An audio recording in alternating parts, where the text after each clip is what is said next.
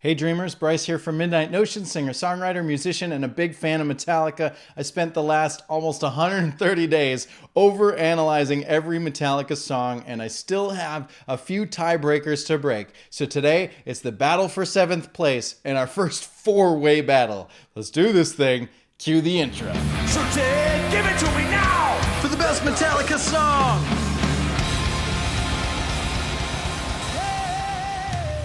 Master of Puppets versus Of Wolf and Man versus Bleeding Me versus the Unforgiven III. This is quite the task to undertake. I'm very nervous. I hope that the internet is going to be kind. We're all fans here. I'm a fan, you're a fan. We're all acknowledging up front that these songs have made an equal place. They all have the same score in my analysis beforehand. So now we just got to rank them and see which one gets 7th, which one gets 8th, which one gets 9th, and which one gets 10th place. So we're going to do that by using the following criteria: structure, flow, melody, engagement, and lyrics. So play along at home, tell me which song wins each round for your opinion, and then tell me who your overall winner is. And of course, I'm going to be giving you both my first place and second place. And just to try to keep this video a little bit short,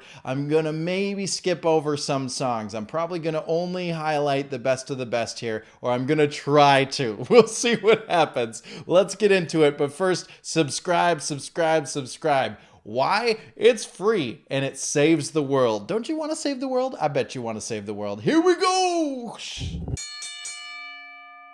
Round 1, structure. Let's start with Master of Puppets and let's cruise through this thing. We have an intro, which everybody knows. When you hear this live, you are going crazy. This thing climbs down for a while and we never hear it again because the main riff comes in and just destroys our eardrums. What a song. Then we have the verse, which has a very cool pattern. We're staying in 4/4, but we've got a weird, odd time signature at the end of every second line. Then we've got the pre-chorus, which climbs up to the 2 of the chord, a very common thing in Metallica songs. And we go to the chorus, which everybody wants to sing. Now, this chorus actually has 2 parts. I guess you could consider half of the chorus to be the Obey Your Master section and the other half to be the Pulling Your Strings section. But either way you put it, this section is the part that repeats every time. Then we have the main riff again. We have the verse, the second verse. We have the pre-chorus and chorus virtually unchanged, and then we have everyone's favorite breakdown. I'm going to call this the breakdown because it goes to 0. This is a bold choice to make in a song because they have taken all of the energy that we've had for the last 2-3 minutes and they stopped it. It went down to nothing. It literally climbs down, master, to a clean guitar. We're going half-time speed on the drums and just the most melodic freaking middle section of any song you'll hear. And then we build up into a solo. It's just James. We're grooving a little bit more, but it's still low tempo compared to the rest of the song. We gradually build ourselves up to the 2 for the bridge verse. This is actually in F sharp. The whole song is in E, but the bridge verse is sitting on that F sharp as the root note as we sing Master, Master. And then we go into a just screaming Kirk Hammett guitar solo, amazing. Then we've got the bridge section. This is just, I'm calling it the bridge because I don't know what else to call it. It has its own little section. It's kind of a riff, a variation of the main riff, but then it builds to a new little harmonized section that isn't quite enough to call it a solo. It's just we're just gonna call it the middle section, the bridge. And then we have another verse, a third verse, a pre-chorus again, a final chorus, and of course the outro, which is technically just the verse riff, but it has some whiny guitar stuff, ethereal like background stuff going on in the background, and the laughing and the final note. So that's Master of Puppets. The main thing here is that while yes, it is verse, chorus, chorus, a bridge, verse, chorus, ab, ab, cab. It does have the benefit of time signature changes, both in every verse and pre-chorus, and then also that tempo change in the breakdown and the build-up, and then we go into a whole, like we have a lot of tempo changes here. So really cool structure, but still on paper, pretty basic at the same time. Let's take a look at Of Wolf and Man, and I'm probably going to get this way wrong, but I'm going to call this the hook. Just the bump, bump, bump, just those hits alone. We're going to call this the hook for now, and I'll explain why later. We have the intro, which has this nice, it's basically, it's the main riff, but it's only part of the main riff. It's not the entire main riff. It's just the main chords of it, because the main riff has more to it. We'll get into it. The verse continues where the intro picked up, where it's just the intro but with words on top of it. That's the first verse. And then we finally get the main riff, which is the full glory. They got a lot of movement on it at the end, which moves into the verse, which again is just the main riff with singing over it, but it is different from the first verse. Structurally speaking, they're not the same. The first verse is kick beats on the 2 and 4. The second verse is a full snare and kick groove on boom ka groove. So different build. It's nice. We've got the hook, just a short, quick little hook before the chorus. And interestingly enough, this chorus moves to the 2 halfway through the chorus. So the chorus is half on that low E and then half on that F sharp, and it moves around a lot more than their typical chorus. We got the main riff again, another verse which is very similar to the second verse. We got that hook again, those hits into another chorus. We've got the intro again, right? We've repeated the intro. It's that same kick drum on the 2 and the 4 beat where we can all say hey, hey, hey. But it's nice to have something familiar to come back to here, which brings us into the solo, which has a new rhythm track underneath it, but it's pretty familiar still.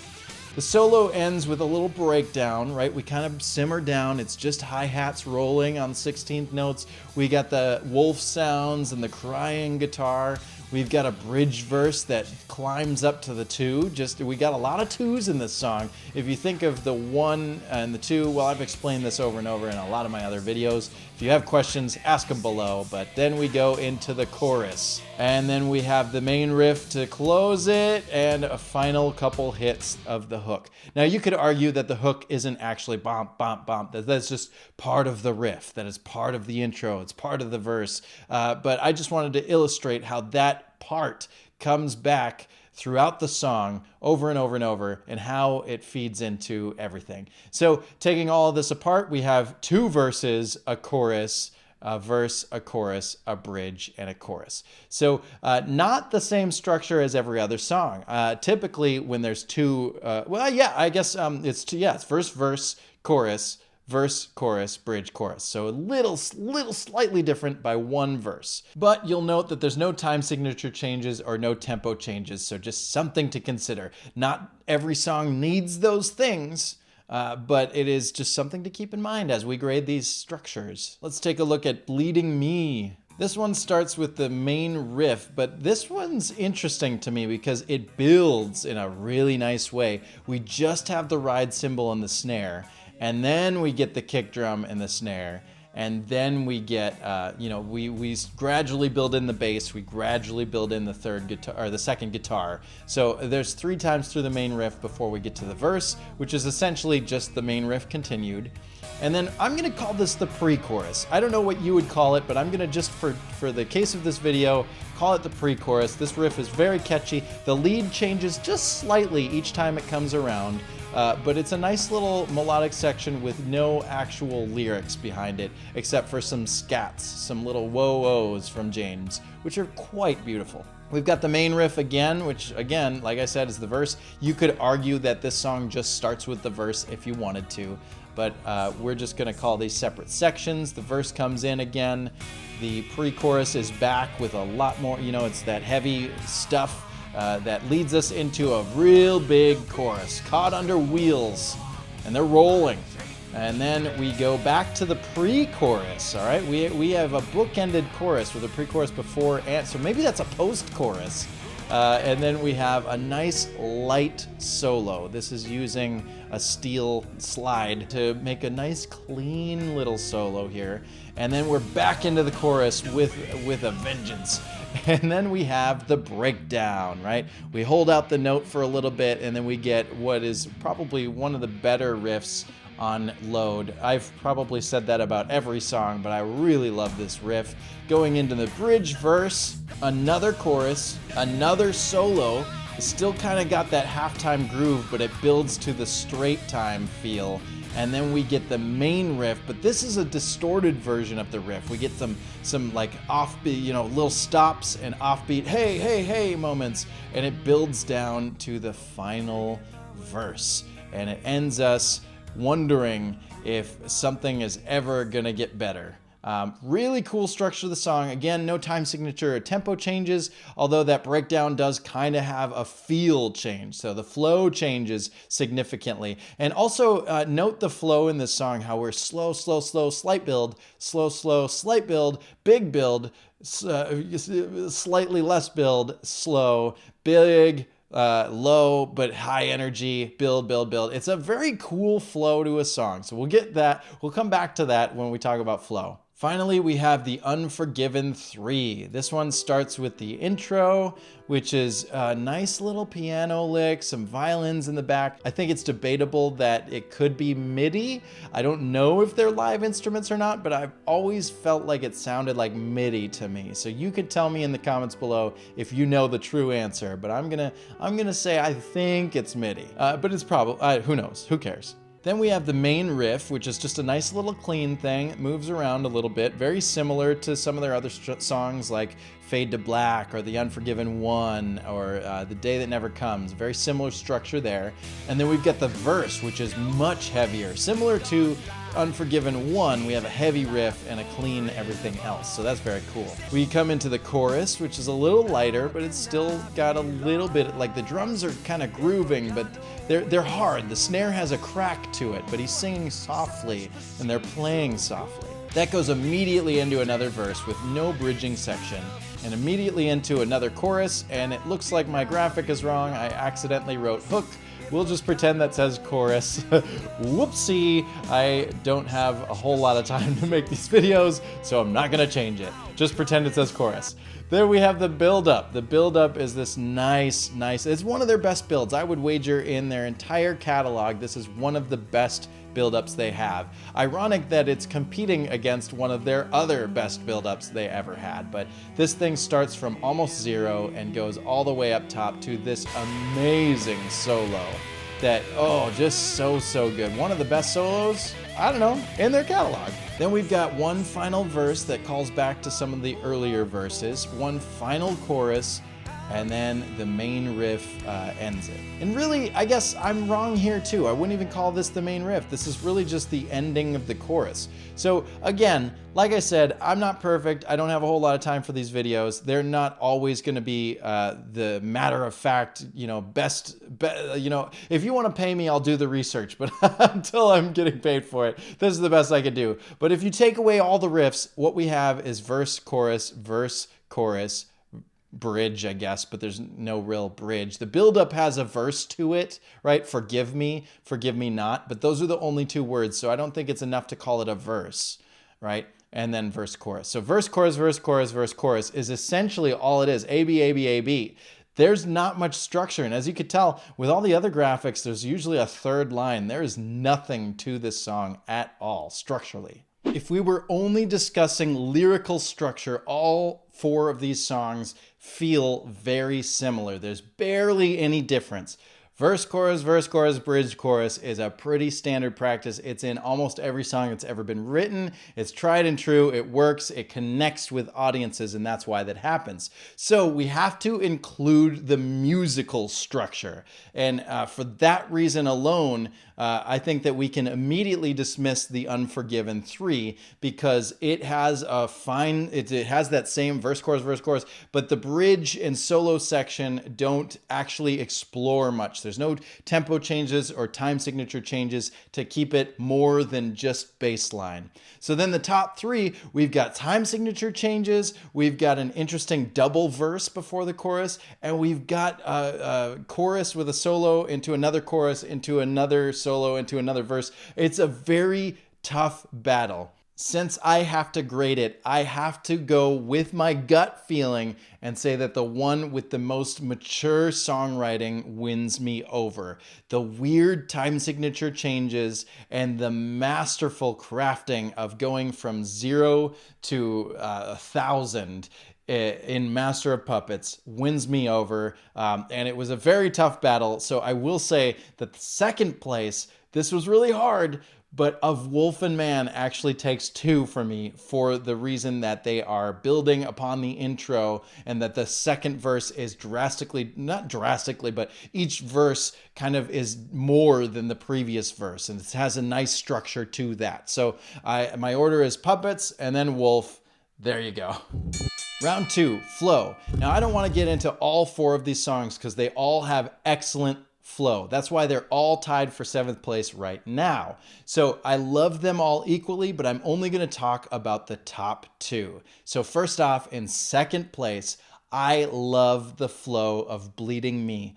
We start from absolutely almost nothing and we gradually tease building up, but we come back down. We tease it, we go up, we come all the way back down. We go all the way up, we go all the way up, and then at the very end, we have a nice soft landing, a soft resolution with a question mark on the end. Is it ever going to get better? And I think that flow is something you just really have to experience. And when they play it with the symphony orchestra, it just makes me swoon. Excellent, excellent, excellent flow. But if I'm going to be honest, the only way to win flow, I have to say it is so bold to give a song with so much energy and break it down to absolutely nothing and build it up so masterfully. There's no more masterfully crafted build in this catalog than Master of Puppets. That song stops. They could have had 2 separate songs. They could have made their own song with the entire middle section and it would have been perfect. But the fact that they took this really raging thrash tune and dead stopped it and brought it all the way down, all the way back up, and not just all the way, but they like tease it and they tease it and they go a little bit higher each time, a little bit higher, and then that amazing solo. It was really close with Unforgiven 3, but this song, in my opinion, did it masterfully. So for flow, Master of Puppets, Bleeding Me.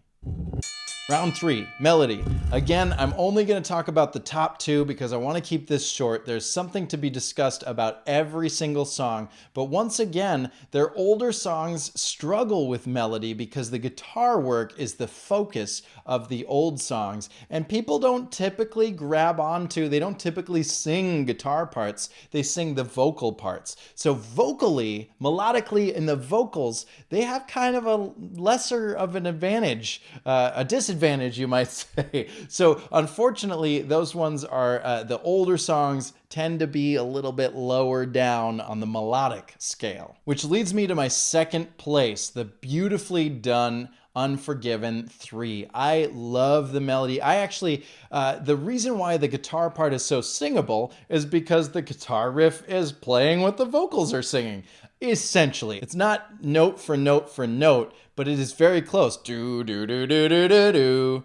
Who could he know? I guess it is pretty different, but it has a sing-songiness to the riff, right? It's so like, it just moves a certain way that it just grabs you. And how can you forget, forgive me not? That build up is just, forgive me. He is at the top. He's almost, I bet his throat was just burning after that take. So beautiful. And then those choruses are small and just, how could he know? He's using his range, and that is really spectacular. I love hearing James from the top of his range to the low parts of his range. It is a really, really well done. 2nd place goes to Unforgiven 3. And so First place for melody, in my opinion, has to go to one of the most proficiently sung songs in their catalog, Bleeding Me. I absolutely love his use of his voice.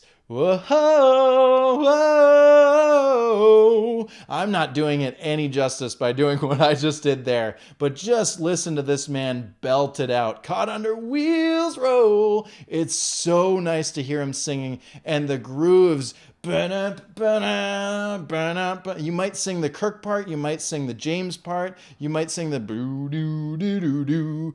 There are so many melodic wonders in this song that they brought it to a symphony orchestra, and it only gets better with the symphony orchestra. But without the orchestra, it still sounds like an orchestra because they got clean, they've got a clean lead, they've got distortion, they've got a really nice like slide guitar section. It varies it up. There's so much to sing in this song. I can't get enough of it. So winner of this round, Bleeding Me, and then Unforgiven III. Engagement. This was really hard for me because, I'm really picky. I'm not looking at every single Metallica song as performed to a Metallica audience, because every Metallica audience seems to know every word of every song. It's a very incredible feeling being there. I've seen them so many times, and I encourage all of you to do the same because there's nothing like a Metallica concert. But of course, wait until the pandemic is over, because let's not spread this any further. But anyway, engagement was really difficult to gauge on this one. So the top two, in second place for me, Of Wolf and Man. There's so many heys that I feel like that intro lends itself perfectly to haze. But then the verses, or not the verses, the choruses have shape shift, nose to the wind, shape shift, and they've got that wonderful back to the meaning of life. It's a very fun, chantable chorus. So once you know the words, it's fun. But they also leave you multiple sections throughout the song to say hey. And then, of course, you've got the brilliant section where you all get to howl as a wolf. As a wolf.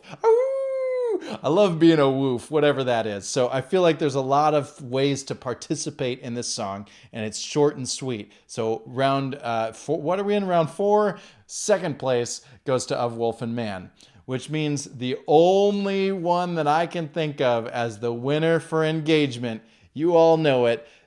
James steps back from the microphone, he lets everybody sing the chorus, and we all in unison get to say, Master, Master. It's throughout the song. Master, master, master, master, master, over and over and over. And eventually it becomes laughter, but at the same time, it's so fun to scream that out loud, and you get so many opportunities. You can't deny it. Engagement, puppets, wolf. Round 5, lyrics. Now, unfortunately, I will have to go through all 4 of these to determine my favorite, but I'll try to keep it short. So, Master of Puppets, we've got actually, they're formatting it with internal rhymes. I would put these on their own separate lines because end of passion play, crumbling away, that's AA. I'm your source of self-destruction. So it's really in triplets, right? In triples, whatever you want to call it, 3 lines. A, A, B. And then we got fear, clear, construction, which is, again, the B. So if it's A, A, B, then this is C, C, B. And then we go into the pre-chorus. Taste Me You Will See, Need, dedicated to How I'm Killing You. That's just A, A, B, B. Very similar structure to every other song in existence. We've got 4s. We've got, well, I guess I'm lying. Yes, we have 3s. We have 1, 2, and 3. I like this structure. We have just a short line, and then a longer line with more context. That is cool. I like that structure. And then the pre-chorus is in 4s. So that's, yeah, I'm wrong. I'm going to call the verses in 3s, or I guess 6, and the pre-chorus in 4. And then we've got Come Crawling Faster, Obey Your Master, Life Turns Faster, Obey Your Master. Again, repeating the same line further emphasizes its point. And Master repeating throughout, really symbolizes the dedication to drugs. We even have dedicated in the line, but this is all about drugs. So needlework, right? Putting the needle in your skin. Chop your breakfast on a mirror. This is, I don't know if this is the right drug. I'm going to say cocaine. I'm not a drug user and I don't hang around people who use drugs. I say no because I was told to by Dare and it worked really well for me. I strongly suggest you also say no to drugs because your life will be dedicated to being killed by the drugs. This song is all about falling to addiction and wanting it. You know, master. Crawling to the master is actually like just being unable to function without the drug and needing your fix. Give me a fix, right? In my opinion, a really good fix is pancakes. If you know, you know, but I really like pancakes, so fix me with pancakes, not with drugs. But this song is really cool. I don't think that, you know, it's not hiding what it's about. It's pretty clear, but there is a metaphor throughout. Master of Puppets, I'm pulling your strings. You see the cover of the album, you see hands and strings and these crosses symbolizing the fallen soldiers, but the puppeteer is the drug and the puppet is you. So stay away from drugs, everyone. Cool lyrics. It's saying what it wants to say. And I guess I don't really have any complaints. Let's take a look at Of Wolf and Man. I love me some werewolf stuff, and this kind of feels like a werewolf story. We shift, right? We shape shift even. That's changing from human to a wolf, right? Nose to the wind, feeling I've been... move swift. This chorus doesn't really make a whole lot of grammatical sense, does it? Shapeshift, nose to the wind. Shapeshift, feeling I've been. Feeling I've been what? What have you been? I don't have an answer to this question. Feeling I've been what? Move swift. You've been moving swift? Is that what you feel like you've been moving swift? All senses clean, earth's gift. Back to the meaning of life. I think I could dock them for this chorus because it's not making a whole lot of sense. But at the same time, the question on the table is, do lyrics have to make sense? And I guess my answer is maybe not. As long as they sound good, I suppose I'm not too picky about it. Again, I like this song just as much as the rest of their songs. All I can say is that this chorus is a little wonky to me, but I love the way this verse feels. Off through the new day's mist I run. Out from the new day's mist I have come. Now, when I first learned this song, I thought off and out were the same word. I thought they were both off through the new day's mist. And I think grammatically they both work. You could have used the same line. You could have used anaphora, as we've been talking about, to start it the same way. So I guess I'm a little confused why they didn't, because I don't necessarily agree that it changes the meaning. Off through the new day's mist I run. So I'm going through the mist. I'm going off through the mist. Out from the new day's mist I have come. Okay, so I went into the mist and then I came out of the mist. I guess it does make sense after all. Went into the mist, changed, and then I came back out and I was different. I hunt, I am, harvest the land, taking the fallen lamb. I really think there's something interesting to the structure of these verses. Then we have a repetition, right? Same as the first line.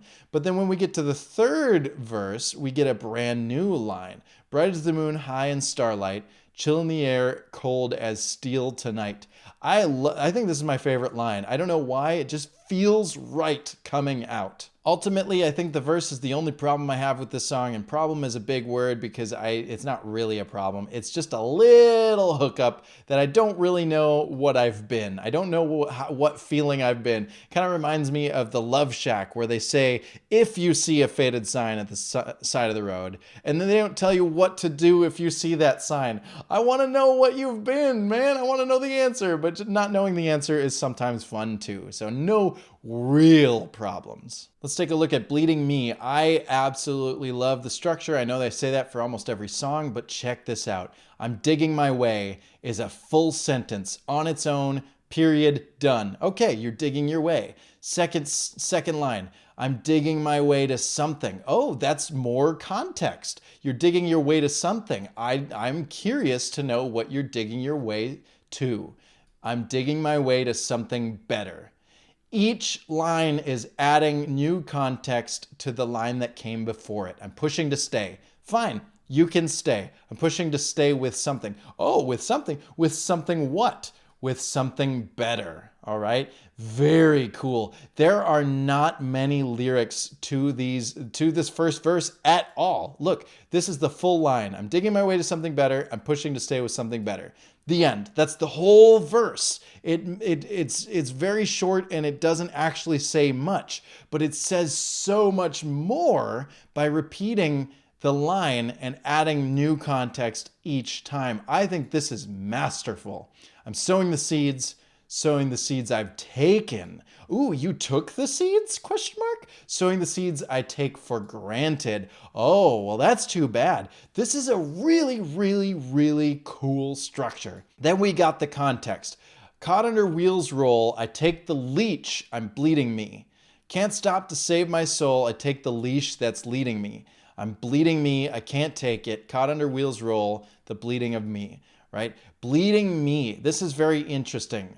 I don't know that I have the answers for this song, for what they're really trying to say. Leeching was an old form of medicine. They used to think that adding leeches to suck your blood out could suck the poison or the venom or the virus out of your body. But willingly taking the blood out. I take the leech. I'm bleeding me. I am causing the problems. I have put the thorn in my side, right? The thorn in my side is from the tree I've planted. I planted the seed, right? I sowed the seeds. I planted it. And now it's created a thorn in my side, and that is causing blood.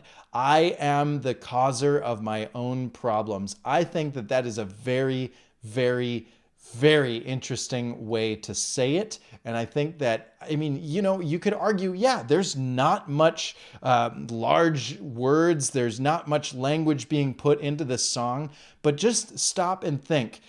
Does the song tell a story? Does it give a message? Yes, it is telling an absolute story. And I think that it's really, really interesting that you can't just get the story from listening. You get it by diving deeper. And that is really blowing my mind right now. Now let's take a look at the Unforgiven III, which is Roman numerals for 3. We have someone who is tentatively named He. So how could he know this new dawn's light would change his life forever? What a great start. If you were writing a book, take a look at first lines in books. And the first line can really tell you what the whole story is about. And I think that this is an excellent start to a mystery. He didn't know that this new dawn's light would change his life forever. Well, now I want to hear what happened to him, because this is intriguing. It's creating interest from the beginning. Right? Set sail to sea, but pulled off course by the light of golden treasure. Okay, so he was going in one direction and he got turned because of golden treasure. Greed has taken him astray. Was he the one causing pain with his careless dreaming? He's been afraid, always afraid of the things he's feeling. He could just be gone. He would just sail on. He'll just sail on, right? He could go away from his problems and no one would even know. And how can I blame anyone else when it's me I can't forgive? This story is maybe a little less clear than the other two or the other three, but it is really kind of exploring what would happen. The days drift on inside a fog, right? How many of you have felt this on a Monday morning? It felt like a fog. This is a metaphor. The days drift on inside a fog, thick and suffocating, right? His sinking life, outside it's hell, inside intoxicating. Right? This could be so many things. Life is going down, right? Life is feeling like it's going down the hill. Everything sucks. And then outside, it looks like hell. It absolutely is terrible to watch. But then inside, it's intoxicating. Maybe it's good. Maybe it feels good. Intoxicated is usually a line that they use to describe someone who is drunk. Right? Inside is intoxicating. You're addicted to the feeling of feeling ill. Right? You're going down with the ship. Every time you're feeding yourself with the addiction, you are sinking into eternity. You're now a castaway and everybody has left and you've pushed everybody away. A very interesting concept, but I guess after reading the other three, I don't know how well it holds up. It's a simple song. It's not anything new. It's not anything unique, and it's not anything super special. It's pretty standard. And so I think you can tell that my first elimination it's got to be Unforgiven 3. Not because it's a bad song. Again, it's just because it's just baseline. It's just normal. There's nothing to really sing its praise. It basically tells you exactly what it is. And for that reason, I don't think that there's any more to celebrate. That's okay. It's perfectly fine. You might think there's more to the song. I want you to let me know in the comments below. So let's move on. That one has been eliminated. Then we got a song about drug addiction. We got a song about a werewolf, and we got a song about being the cause of your own problems. So where I'm gonna put second place, I'm gonna go with my heart. I love me some werewolf imagery, and I love the way the words fall off the tongue. They just, off through the new days, mist I run, feels really nice to say. It's a very appealing song. It's very nice to get those words. They just roll off the tongue. It just feels nice. Shape shift is easy to say. Feeling I've been. Even though the chorus doesn't make a whole lot of sense to me, it feels right coming off the tongue, and that's where it's most important. And so in first place, you should not be surprised based on my tone while I was analyzing it. It's got to be Bleeding Me. I love the structure of those verses. It's so uncommon to have something like that. Most of us as songwriters, we want to tell a story and we want to use grammar. We want to say, hey, first we did this, first I did that, and then I did this, and then I did that. And you kind of build the story that way. Or if you're telling the story of maybe a drug addiction, you might say, here's an example, here's an example, here's an example. But with Bleeding Me, you get 3 separate sentences that just happen to be the same sentence, but they feel different each time they come out because they reveal new information. And to me, I think that's masterful songwriting. Well done, Bleeding Me and Of Wolf and Man. And so with a score of 3-2 to 0-0, and then counting the second place markers as well, Puppets gets the win for this round in 7th place. And then Bleeding Me with 2 points gets second place, which means it actually gets 8th place in the rank. And then 9th goes to Of Wolf and Man because of the amount of times it showed up in second place. And Unforgiven 3 is at the bottom in 10th place. So that's my ranking, 7 through 10. Let me know in the comments below if you agree with me. And if you disagree with me, make sure that you be kind about it. You have to give your proof. You can't just say, I believe it should be this. We're analyzing here. This channel's not about emotion. It's about analytics and math. And the math don't lie. The math saith so.